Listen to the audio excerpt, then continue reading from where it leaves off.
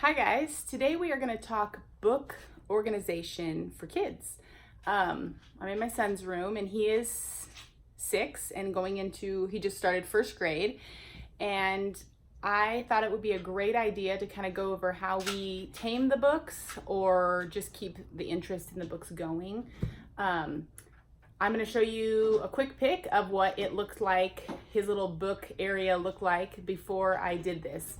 So we just moved to this house. Well, it's almost been a year now, but we're getting settled in this house this year.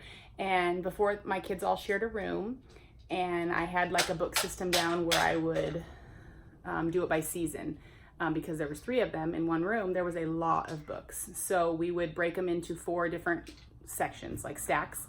And then that's how I kind of kept down on the book clutter, and then also kept the interest in the books going. And then I would just change it out every 3 months. We would get a whole new stack of books, put the books on the shelf away.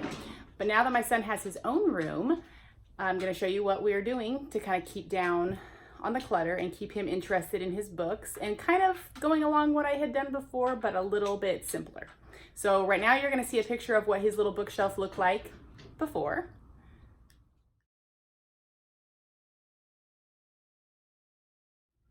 And then I'm going to go ahead and show you what it looks like now. So what I did was I went to his bookshelf, I removed the books, and I went ahead and kind of went through them. We are in September or August right now.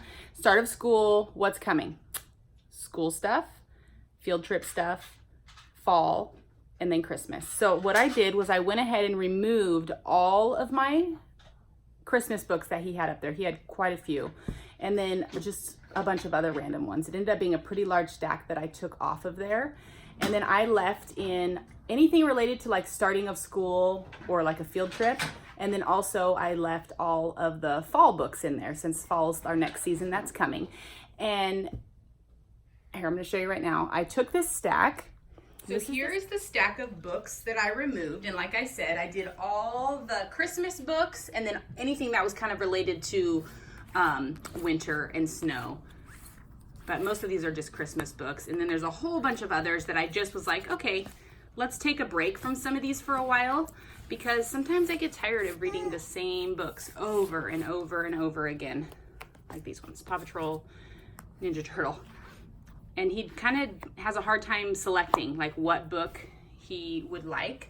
And so I thought, okay, I'm gonna remove about half the books, and then I'm gonna come over here to his bookshelf and show you. This is now what it looks like. We have the Dr. Seuss books all together, a couple big ones that don't stand up. This is just a crate we're using as a bookshelf on top of his dresser because we don't have room for a bookcase, and nor did I want a bookcase because that would just be a mess. So anyways, lots of little readers in here, ones that he can do on his own, and then just other stories that he likes, but ones that maybe we haven't read in a while, because when this whole thing was filled full from here to here, shoved with books and even some on top, he had a hard time picking at night for like a book to read.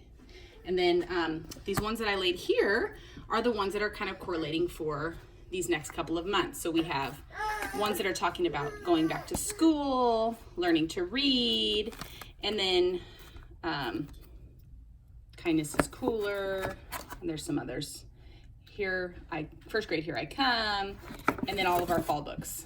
So we did anything that was Thanksgiving or fallish related, baking, muffins, harvest festival. So anyways, that is how we keep down on the clutter, and I think it looks a lot nicer, but also it's going to give him a little bit better of a selection when he comes over here at night to pick a book. If you like this video, give it a thumbs up, maybe 2, and go ahead and hit subscribe so you can get the rest of our videos that we're going to be doing on organization, just kind of keeping on top of having multiple children and fun activities to do with your kids. Also, if you would like to head over to Instagram and be a part of our Everyday Mom for Life page over there, I'm actually doing a lot more little like blippets of tips and ideas just in our everyday life with baby and older kids.